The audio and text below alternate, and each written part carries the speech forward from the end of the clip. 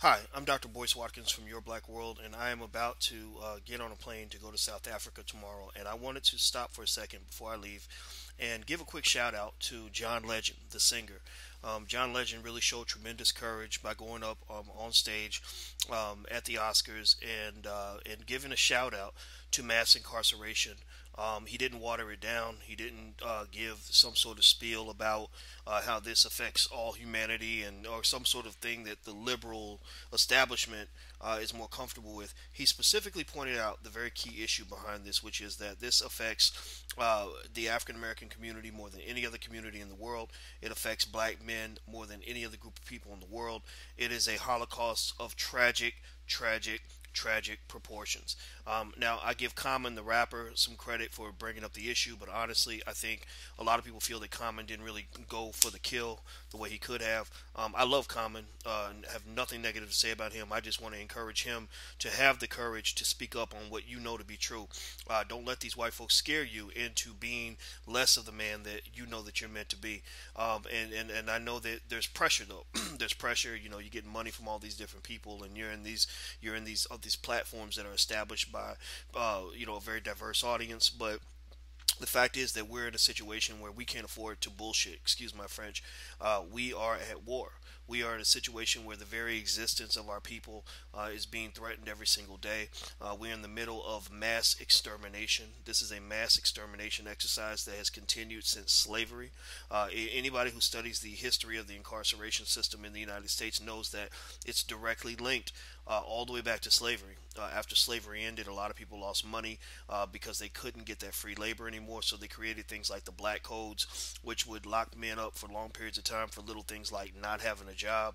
And as a result, they were able to put them back into slavery. If you look at the 13th Amendment, you'll notice that there was the clause, and Abraham Lincoln, from what I understand, did not support this clause, but it was really a compromise that basically said that if you are convicted of a crime, if you are labeled as a felon, then you can be put back into slavery. So slavery is still legal in the United States. All they have to do is manipulate the law to shape it so that they can criminalize your life, criminalize your lifestyle, criminalize your choices, and that's exactly what they've done to African Americans, particularly after the 1960s when they saw black people sticking together, having pride in themselves, educating themselves, and encouraging each other. They said, how do we kill this? Well, we're going to kill it with drugs, we're going to kill it with guns, and we're going to kill it with mass incarceration related to the drugs and the guns. And as Malcolm X always said, the white man will sell you the liquor bottle and then lock you up for being drunk. And so basically, by putting these drugs and guns in our communities and giving us no other ways to feed our families, you saw young black men who were maybe engaged in the drug trade, and which we know, okay, it's illegal, fine, it should be illegal, but it's not illegal for everyone. You had Colombian drug lords bringing in billions of dollars worth of cocaine, getting sentences that were just 2 or 3 months long, some of them not going to prison at all, but young black men carrying a gram of crack cocaine getting 40, 50-year sentences. Like Daryl Pageant, a very good friend of mine who I have a lot of respect for, who went to prison. He did 20 years of his 40-year sentence for possession of 1 gram of crack cocaine. The only reason he got out was because he studied enough law to basically get himself exonerated. He was able to you look at the changes in laws and apply the crack to powder disparity change to himself. But what he found was that he left thousands of brothers behind because the Obama administration and Congress do not have the courage to truly address this inequity. You've got people in prison that are doing 100-year sentences, and I'm not making this up, 100-year sentences for nonviolent offenses who should be released by now. They've been in prison 20, 30 years away from their families. The community has been absolutely devastated by this because when you are locking up all the men, you're destroying the core of the family. There are no fathers at home to protect their children, to teach them. And so as a result, you see increases in child abuse, children being beaten and killed and hurt at an early age, children being molested by their mothers, boyfriends, or by sexual predators who come in the household because there's no father there to protect them. Just imagine just go back to the show Good Times and look at that family. And I know that's a fictional family, but it's not fictional in the sense that we can imagine a family like that. You had that strong protector, James, who would not let a man come in his house and touch his children. So you take James out of the picture, then you suddenly got a situation where the family is very vulnerable. So the black family has been made vulnerable and really destroyed by this mass incarceration epidemic. So the United States has every reason to be ashamed of itself. As John Legend pointed out accurately, we incarcerate more black men today than we enslaved in the United States in 1950 or 1850. We have more black prison inmates today than we had slaves in 1850, which is absolutely embarrassing. It is a reflection of the fact that the United States is the most racist country in the world by many measures. Maybe not the most racist, but it's certainly one of the most racist. The United Nations has consistently written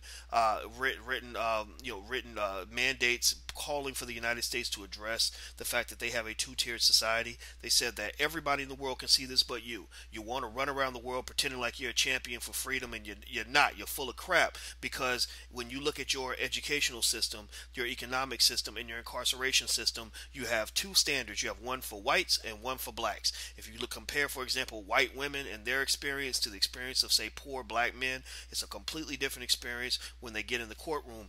Black men are more likely to be stopped and frisked on the street. That's where it all starts. It starts with a police state where they are watching your son like a hawk to look for him to do any little thing wrong, to give them an excuse to get him in that system. And then once they get him in the system, he's done, because he can't afford the high paid attorneys. He's not going to get a fair trial by a jury. He's going to get a sentence that's far longer than the severity of his crime. And then once he's incarcerated, horrible things are going to happen to him. He's going to live a nightmare. In many cases, these young men are going to prison, getting raped, getting beaten, being made into worse human beings than they were when they got in there. And they're being sucked into slave labor, where these corporations are taking jobs off the street, and they are using prison inmates to do these jobs for $1 an hour or $2 a day or $10 a day or some ridiculous amount of money. So corporations are now making money from slavery, right?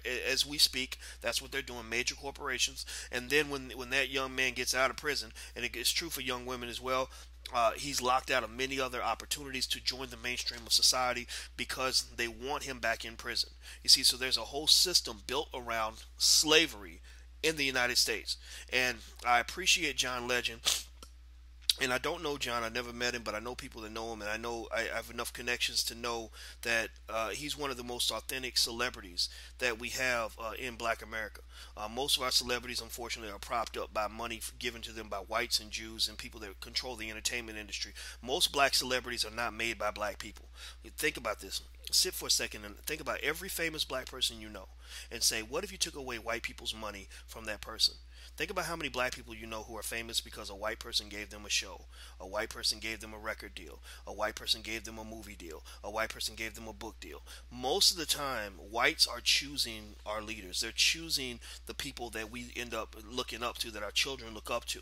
And I encourage you to really think critically about this, and to realize that when somebody else, when your oppressor is picking your leaders, when they're picking your educators, when they're picking the people that control the systems that shape the minds of your children, you are an occupied group of people. So the first step toward liberation is freeing your mind. Learn to think for yourself. Do research on your own. Get out of this mainstream type of thinking. And I like John Legend because he comes off to me as a person who has done that. I think that he is a huge asset to the battle for fairness and equality. And as I said before, this is no time to bullshit. We are at war. We are absolutely at war. The genocide has begun. It is working. They're killing your children not just by killing them physically, they're killing them economically, they're killing them educationally, they're killing them spiritually, and they're killing them psychologically. So as a result, we have millions of young black men who are depressed, who are locked out of society, who don't feel like there's any hope, who are slowly but surely committing suicide. These children are being aborted after they're born. So let's deal with this for what it is. Let's call it for what it is. And I know I used the cuss word twice. I hope that you understand that the reason that this kind of slipped out is because this is real. This is serious. We don't have time to mess around with this. And I want to say thank you to John Legend for not beating around the bush, for calling it like it is. And I encourage Common to do the same thing. I think Common understands. I think deep down, if you were to talk to Common, he would know what's going on. I think he'd be probably more educated on this than most people. So I encourage all celebrities to speak up and be honest about this issue, and not allow fear of what your oppressor is going to say about you to stop you from telling the truth. Real people are dying. Real families are struggling. Real children are being harmed. Real people are dying every day because we refuse to speak up. So that's all I want to say. Again, thank you so much, John Legend. I love you, brother. I really appreciate everything you've done. Until we meet again, I'm Dr. Boyce Watkins from Your Black World. Please take care. God bless. I'm gone. Peace.